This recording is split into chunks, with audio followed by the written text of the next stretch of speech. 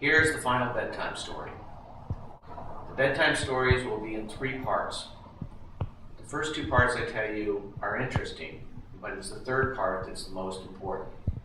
So I hope you'll watch all 3, and here's the story. Being a gallery from Cleveland, you have to prove yourself about 10 times more than all the galleries in the big cities. Following is how a small gallery from Cleveland, Ohio got into one of the most important shows in New York City. About 30 years ago, when I just started at the gallery, it was actually about 34 years ago, I heard about a show in New York called Works on Paper, run by a guy named Sanford Smith. The New York Times said it was the #1 show of its kind in this country. After the first few years when I started working at the gallery, I thought I would contact this guy. I wrote him a letter. This is around 1988, 87. And I wrote him a letter and I asked to be invited to the Works on Paper show. And I also sent him a copy of a book that we wrote about the history of the collection.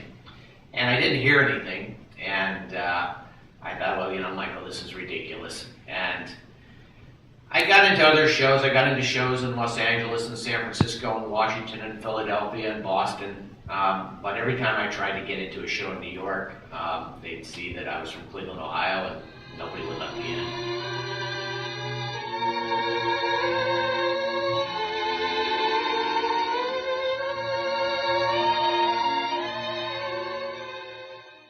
So about 4 years later, I heard about another show in New York called the New York Fine Print Fair, run by someone else. And I heard that this guy was organizing a show in Chattanooga, Tennessee. And I thought, well, if I do this guy's show in Chattanooga, Tennessee, maybe he'll let me into his show in New York. And so I do this show in Chattanooga, Tennessee, and their idea of an opening was a beer keg and a popcorn stand. About 6 people showed up.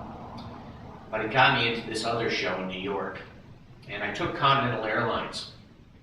On the cover of Continental Airlines magazine was a picture of Sanford Smith, who I'd written to 4 years before that, who ran the Works on Paper show.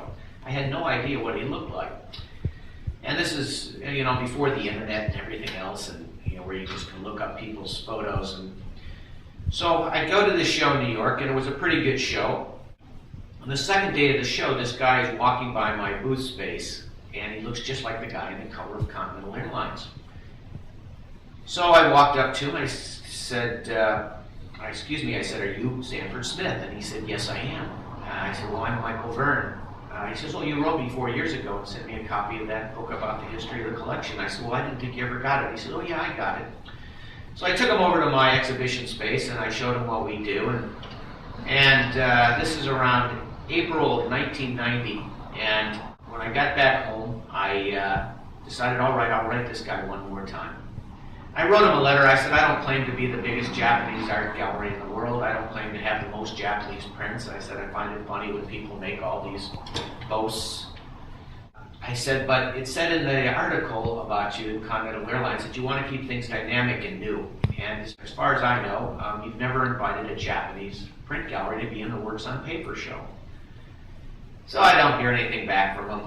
And it's about 9 months later, and it's February of 1991, about a month before the Works on Paper show is about to open up. I get this phone call at the gallery, and this guy says, this is Sanford Smith. Do you want to be in the Works on Paper show? I thought it was one of my friends joking around, and so I started laughing. I said, who is this? He says, this is Sanford Smith. And I said, well, yes, if this is really Sanford Smith, yes, I do. Back, high up in the